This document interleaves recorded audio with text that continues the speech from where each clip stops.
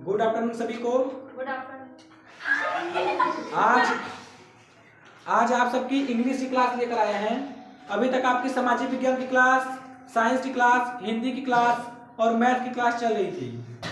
बस इंग्लिश की क्लास बाकी थी। उसमें इंग्लिश का जो कक्षा 10 की क्लास है, उसमें इंग्लिश का जो ग्रामर पोर्शन नहीं है उसको तो अभी हम कंप्लीट कर देंगे। पहले ग्रामर सबकी प्रॉब्लम है, इंटर की भी और हाई स्कूल की भी। तो हम सबसे पहले ग्रामर को लेकर आए। पहले देखिए आपके सामने इतना चीज लिखा हुआ है बोर्ड पे और सभी इंपॉर्टेंट चीज लिखा है। आपके कक्षा 10 और 12 में सभी चीजें, 12 में दो चीज और ऐड है, एक ट्रांसफॉर्मेशन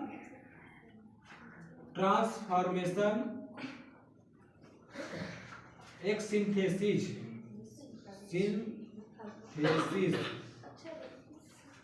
और एक सिंटेक्स। आप लोग देखेंगे इसमें से लिखना आपको कुछ नहीं है, काम की चीज हम समझाने के लिए लाए हैं आज की क्लास। आज की क्लास आपका इंट्रोडक्शन की क्लास, क्योंकि आप अगर जाने के लिए इसके बारे में तो सीखेंगे कहां से। ये आपका पूरे ग्रामर का कहते हैं ना कमर है। किसी की कमर टूट जाती है तो फिर चल पाता है? नहीं, बहुत मुश्किल होता है चलना। तो इसको अगर चलाना है ग्रामर को, तो इसके कमर को मजबूत रखना पड़ेगा, इसकी रीढ़ की हड्डी बढ़िया रहना पड़ेगा। आपका एक चीज इसमें और कम है, एक होता है आपका नहीं हो जाएगा इसी में। देखिए आपके सामने ये लिखा हुआ जो ये क्या है, पार्ट्स ऑफ स्पीच। आप सुने होंगे पार्ट्स ऑफ स्पीच बड़ा ही इंपॉर्टेंट है, क्योंकि जितनी चीजें दिखाई देती है सब कुछ पार्ट्स ऑफ स्पीच के अंदर आती है। सब कुछ ओवरऑल जितनी भी चीजें दिखाई देती हैं सब कुछ आपका पार्ट्स ऑफ स्पीच के अंदर आता है। कैसे? जब आप पढ़ेंगे इसमें ना noun, pronoun, adjective, verb, adverb, preposition, conjunction, interjection कितने प्रकार के हैं? 8। देखिए 1 2 3 4 5 6 7 8 पार्ट्स ऑफ स्पीच कितने होते हैं? 8। कितने होते हैं? 8। अगर आप हमारे साथ थोड़ा सा मेहनत करिए तो ऑटोमेटिक याद हो जाएगा सब कुछ। हम खुद ही बोलवा देते रहते हैं। बताइए पार्ट्स ऑफ स्पीच कितने होते हैं? 8। कौन कौन से?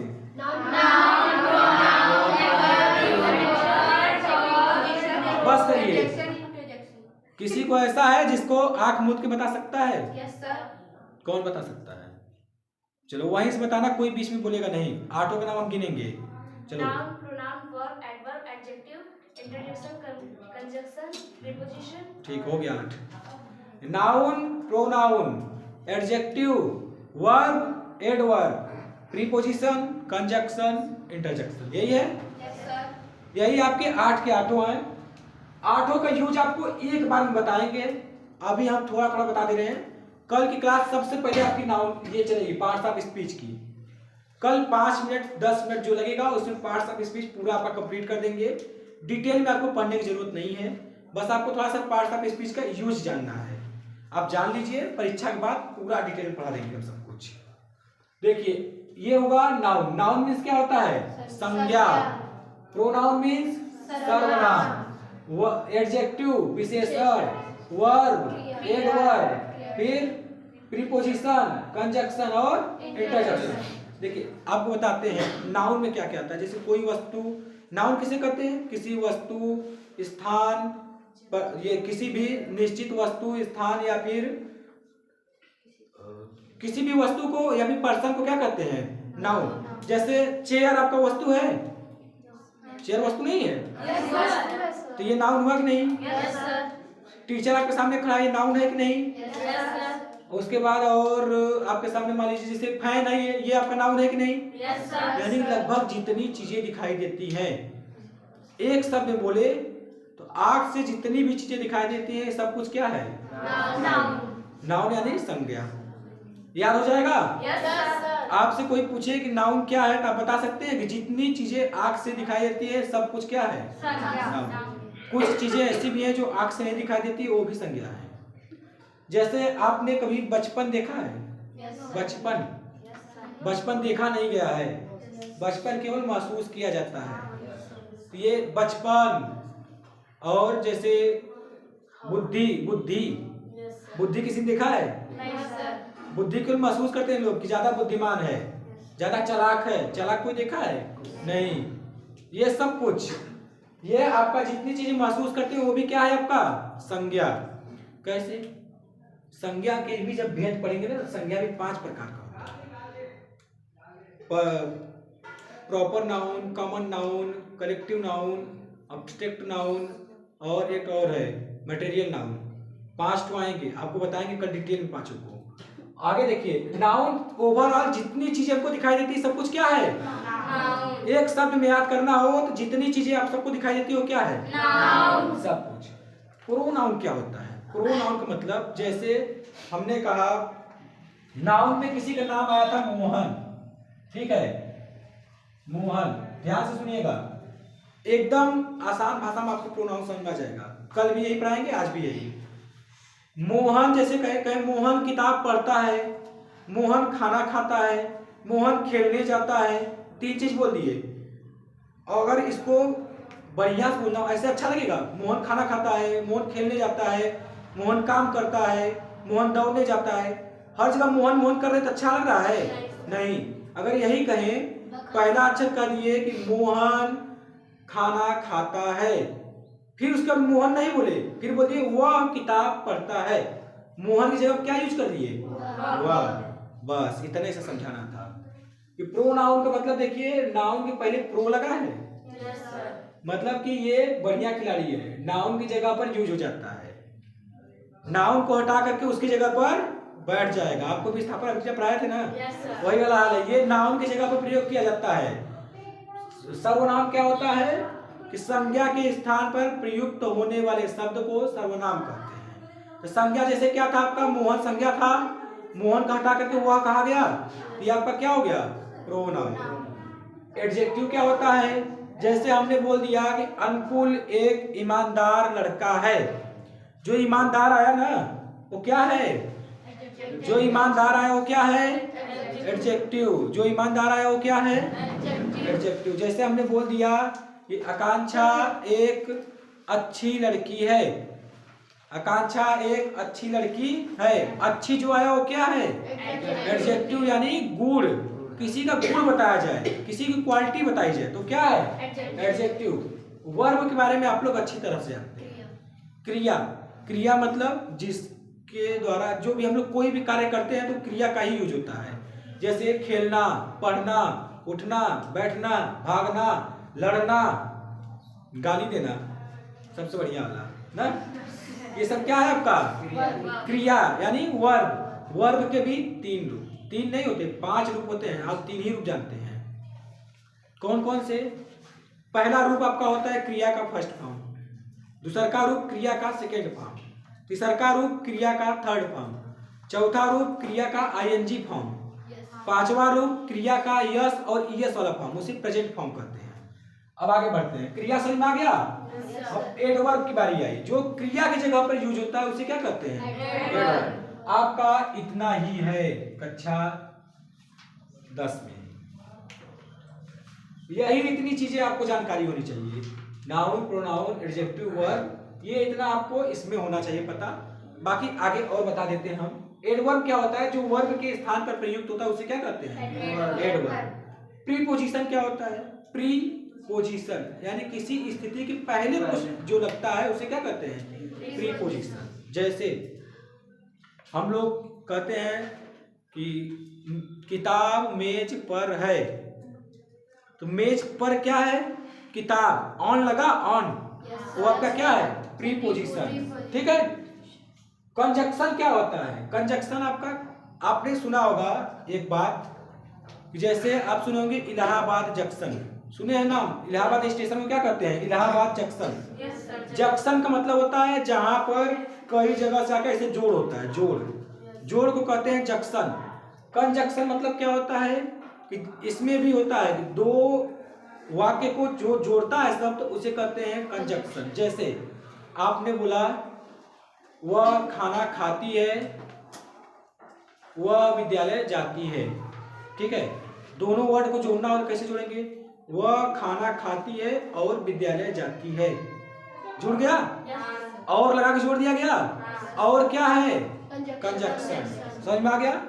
ऐसे ही आपका इंटरजेक्शन भी एक है, जब पढ़ाएंगे तो समझा देंगे। वैसे फिलहाल आपको 4 चीजें पढ़नी है कल। अब इतना समझ में आएगा पार्ट ऑफ स्पीच। मुस्कान क्या प्रॉब्लम है? उधर क्या देख रही है? देखिए पार्ट्स ऑफ स्पीच में क्या क्या होता है आपका? Noun, pronoun, adjective, verb, adverb, preposition, conjunction, interjection. ये हो गया आपका पूरा का पूरा पार्ट्स ऑफ स्पीच। अब आगे बढ़ते हैं। आप एक चीज सुने होंगे W type word. W type word को समझा देते हैं, पर उससे पहले आप आर्टिकल समझ लीजिए। आर्टिकल जो आपके यहाँ पर है, आर्टिकल मीन्स होता है ए, एन और द का यूज। इन तीनों का यूज आप पढ़ लिए तो फिर ये क्या हो गया? आर्टिकल। आर्टिकल खत्म हो जाएगा। कहाँ ए लगता है, कहाँ एन लगता है, कहाँ द लगता है, वो क्या है आपका? आर्टिकल के अंदर आता है। आपके सिलेबस में दिया होगा आर्टिकल, तो आप सोचेंगे कि आर्टिकल निबंध लिखने वाला है, वो नहीं है। आर्टिकल में आपका ए, एन और द पढ़ना है। उसके बाद इधर देखिए टेंस। टेंस आप सुने होंगे, टेंस मीन्स काल। टेंस पढ़े होंगे थोड़ा बहुत, आप लोग पढ़े होंगे, अब अंतिम समय थोड़ा बहुत तो पढ़े ही होंगे। टेंस मीन्स होता है काल। ये भी कितने प्रकार के होते हैं? 3 प्रकार। कौन कौन? Present, past, future. आप लोग के जीवन में 3 ही चीज आता है। क्या? या तो फिर कोई काम अभी कर रहे हैं, या तो कुछ काम बीत चुका, या तो फिर होने वाला है। जैसे एक छोटा सा एग्जांपल देते हैं, अपने ऊपर दे देते हैं, किसी के ऊपर पता नहीं कोई गुस्सा गया तो हो गया। जैसे 20 साल पहले हम पैदा हुए थे, ये कौन सा टेंस हो गया? Past tense. फिर कहते हैं कि इस समय हम तुम लोगों को पढ़ा रहे हैं, ये कौन सा टेंस? Present tense. हम कहते हैं कि 3 साल बाद हमारी शादी होगी, ये कौन सा टेंस हो गया? फ्यूचर टेंस हो गया नहीं? तीनों टेंस बढ़िया समझ में आ गया? प्रेजेंट, पास्ट और फ्यूचर। अब तीनों टेंस के 4-4 भेद हैं। कितने भेद? 4-4। जब टेंस पढ़ाएंगे तो पूरा डिटेल में बताएंगे 4-4 कौन से भेद हैं। अभी के लिए आप जान लीजिए बस केवल प्रेजेंट इंडेफिनिट। इंडेफिनिट होता है, कंटिन्यूअस होता है, परफेक्ट होता है और परफेक्ट कंटिन्यूअस। 4 प्रकार का, 4 तीनों में 3 चौका 12। आप लोग सुने होंगे कि टेंस 12 प्रकार का होता है। कोई सुना है? टेंस 12 प्रकार का होता है, लेकिन ये बात गलत है। टेंस 12 प्रकार का नहीं होता है, टेंस 3 प्रकार का होता है। उस तीनों के 4-4 भेद होते हैं। ठीक है? अभी क्लियर सबको? यहाँ तक बात क्लियर हो गई? अभी आप में इसके बाद एक टॉपिक आता है यूज। यूज बहुत लोग सुने होंगे कि यूज में क्या क्या आता है। यूज में जैसे आपने इज, एम, आर का यूज पढ़ा, दिस, दैट का यूज पढ़ा, दिस, दोज का यूज पढ़ा, विल, शैल का यूज पढ़ा, फिर मे, माइट का यूज पढ़ा, कैन, कुड का यूज पढ़ा, वुड का यूज, शुड का यूज, मस्ट, हैज, हैव और टू हैड। इतने सारे यूज आपके सामने हैं। इतना यूज का एक ही नियम है, सब के साथ में एक वचन क्रिया। क्रिया का पहला फॉर्म, बस कुछ नहीं करना है, बस तुरंत सब्जेक्ट, ये जो आपका है यूज, उसके बाद तुरंत एक क्या कहते हैं वर्ब, बस खत्म। कुछ भी नहीं है। इसको 1 दिन या 2 दिन क्लास लेंगे तो पूरा यूज एक साथ पढ़ा देंगे, क्योंकि अभी समय कम है। तो हम एक यूज अगर पढ़ाना चाहेंगे तो एक यूज पढ़ाने को 3 दिन, उसका इंट्रोगेटिव, नेगेटिव और सिंपल 3-3 दिन लगाएंगे अगर, तो फिर जोड़ लीजिए कम से कम महीना लग जाएगा इसी में। और अपने पास टाइम केवल 10-15 दिन का बचा है। आपका परीक्षा 1 मार्च को है ना, इंग्लिश का? इंग्लिश का परीक्षा 1 मार्च को है। बीच बीच में आपकी 15-15 मिनट की या 20-20 मिनट की क्लास इंग्लिश की लिया करेंगे, बंद नहीं करेंगे। थोड़ा सा आपका दिमाग फ्रेश हो जाएगा इंग्लिश पढ़ने से। ये आपका ग्रामर पढ़ाते रहेंगे हम कंटिन्यू। फिर उसका जब परीक्षा हो जाएगा तब आइएगा, पूरा ग्रामर एक बार डिटेल में पढ़ लीजिएगा। अब देखिए आर्टिकल हो गया, पार्ट्स ऑफ स्पीच समझ में आ गया, टेंस समझ में आ गया, इतना बात समझ में आ गई। डब्ल्यू टाइप वर्ड क्या होता है ये भी समझ लीजिए। यहाँ पर लिखे नहीं है पूरा, जब डब्ल्यू टाइप वर्ड लिखवाएंगे जल्द ही, कल या परसों तक। आपने ये सब सुना है, what, where. W type word अगर एक आसान भाषा में बताना हो तो जिस शब्द की सहायता से प्रश्न पूछा जाता है उसे क्या कहते हैं? जैसे तुम क्या कर रहे हो, क्या आया? तुम कहाँ रहते हो, कहाँ। सवाल पूछने के लिए यही सवाल आया है, वेयर डू यू लिव, तुम कहाँ रहते हो या तुम कहाँ रहती हो। ये हो गया, ये समझ में आ गया। जैसे हाउ, हु, ठीक है, ये सब क्या है आपके W टाइप वर्ड्स। अब आपका जो दो टॉपिक बचा और वो है डायरेक्ट और इनडायरेक्ट स्पीच, और एक टॉपिक आपका ये है एक्टिव वॉइस एंड पैसिव। यानी कहा जाता है कि आपका एक टॉपिक स्पीच और एक टॉपिक वॉइस। स्पीच पढ़ेंगे, स्पीच दो प्रकार का होता है, एक डायरेक्ट स्पीच और एक इनडायरेक्ट स्पीच। एक वॉइस पढ़ेंगे तो वॉइस दो प्रकार का होता है, एक एक्टिव वॉइस और एक पैसिव वॉइस। डायरेक्ट जैसे हम लोग क्या करते हैं, डायरेक्ट किसी बात को बोलो, घुमाओ फिराओ मत।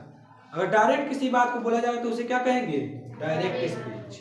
और घुमा फिरा के बोला जा रहा है तो उसे क्या कहेंगे, इनडायरेक्ट स्पीच। जैसे कहा गया कि हाँ देखिए, जैसे मैं कहा कि मैं पंकज एक किताब पढ़ता है, ये डायरेक्ट बोल दिया कि नहीं, पंकज एक किताब पढ़ता है, ये डायरेक्ट हो गया। इनडायरेक्ट क्या हो जाएगा, एक किताब पंकज द्वारा पढ़ी गई, ये इनडायरेक्ट हुआ नहीं, घुमा फिरा दिया गया नहीं, एक किताब पंकज द्वारा पढ़ी गई, ऐसा कुछ घुमाया गया तो ये क्या हो गया, इनडायरेक्ट। और ये क्या हो गया, डायरेक्ट। अब एक्टिव वॉइस और पैसिव वॉइस के बारे में पूछते हैं। एक्टिव वॉइस का मतलब जो अभी एक्टिव है, एक्टिव मतलब जो अभी अभी एकदम एक्टिव है, उत्साहित है पढ़ने के लिए। जैसे कोई कह रहा थक गए तो वो पैसिव में चला गया, जो अभी एक्टिव है पढ़ने के लिए वो क्या है, एक्टिव वॉइस। एक्टिव वॉइस मतलब जो अभी हो रहा है। और पैसिव में क्या होता है, जो बाद में होगा, बाद में जो होगा उसे देखेंगे बाद में, अभी जो हो रहा है उसको देखिए। एक्टिव वॉइस में क्या होता है, एक्टिव और पैसिव क्या होता है, जो सब्जेक्ट होता है ना वो पैसिव वॉइस बनाते समय ऑब्जेक्ट बन जाता है, और जो ऑब्जेक्ट होता है वो सब्जेक्ट बन जाता है। यानी कि एक कहानी बताए तो आपको यही बता सकते हैं कि जैसे जो आज राजा है वो हो सकता है कल भिखारी बन जाए, जो आज भिखारी है वो हो सकता है कल राजा बन जाए, बस यही होता है। जैसे सब लोग से कहते हैं ना, जीवन का सुख दुख होना जरूरी है। आप अगर गलत काम करते हैं तो उसका इसी जन्म में भोग के जाएंगे, तो वही वाला ये हाल है एक्टिव वॉइस और पैसिव। इतना सबको समझ में आ गया? चलिए ठीक है, सब लोग जिसको अगर ये ओवरव्यू उतारना है तो आप उतार लीजिए, क्योंकि यही आपका सब कुछ है। ये आपका एक चीज लिखा है, ट्रांसफॉर्मेशन सिंथेसिस, ये कक्षा 12 में है, थोड़ा सा टफ रहेगा, 2-2 नंबर काटा है। लेकिन पहले इन सब के लिए सबसे इंपॉर्टेंट आपका क्या पता है, ये सबसे इंपॉर्टेंट है, सबका बाप। अगर ये आ गया, ये कहीं नहीं जाएगा, ये भी आएगा, ये भी कहीं नहीं जाएगा, क्योंकि इसका ये सब दोस्त हैं, ठीक है। और ये पार्ट्स ऑफ स्पीच तो सबका रीढ़ का हड्डी है। और इसमें एक चीज ये वर्ब दिखाए थे, वर्ब, ये सब जिसे कहते हैं ये आपका न्यू है, मतलब मकान बनाते हैं तो नए भरते हैं ना, ये वही है। अगर ये नहीं याद है तो कुछ भी नहीं काम कर पाओगे। अगर ये नहीं याद है तो आप इधर भी नहीं कर सकते हैं, न इसको कर सकते हैं, न इसको कर सकते हैं, न इसको कर सकते हैं, न इसको कर सकते हैं। ये यानी कि सब्जी में नमक का काम करता है वर्ब, ठीक है। जले पे नमक नहीं, सब्जी में नमक, दोनों का अलग अलग अर्थ होता है। चलिए ठीक है, इतना करिए, फटाक से जिसको उतारना हो उतारिए फटाफट।